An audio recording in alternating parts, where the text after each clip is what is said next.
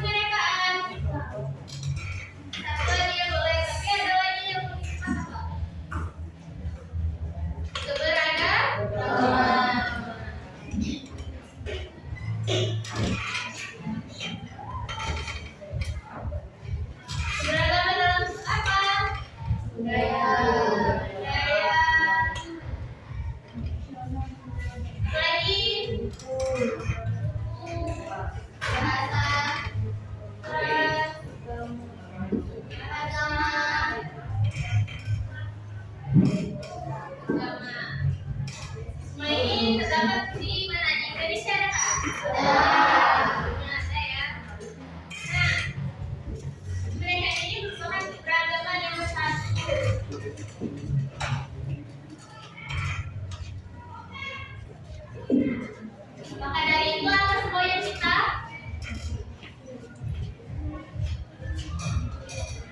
bineka kayak artinya apa artinya berbeda-beda tapi tetap satu. Nah, kalau literasi digital, coba apa arti literasi digital?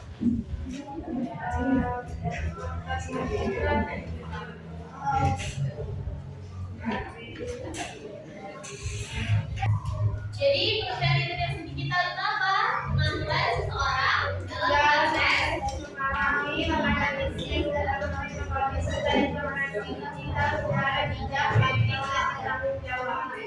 Ya, kalian sebagai pengguna internet itu perlu adanya literasi digital karena kalau literasi digital kita dapat mengakses, memahami, dan juga menganalisis menggunakan teknologi sumber-sumber yang kalian baca itu kalian bisa pahami, kalian analisis. Sampai sini paham? Literasi digital jadi dapat literasi dirinya, dapat literasi diri kita ini terdapat dalam positif dan dampak negatif. Nah, dampak positif yang pertama mendorong interaksi positif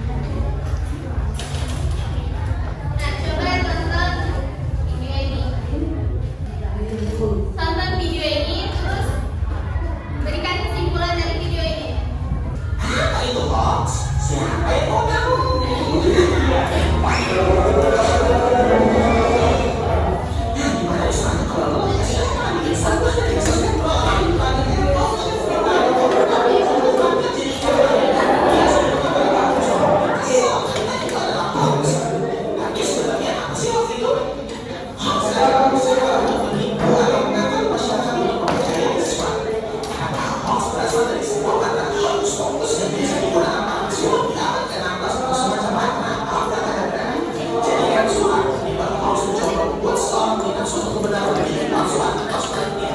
Masyarakat Telematika Indonesia pada tahun 2017 melakukan survei dan mencatat sebanyak 91,8% jenis hoax yang diterima responden berkaitan dengan politik dan sara.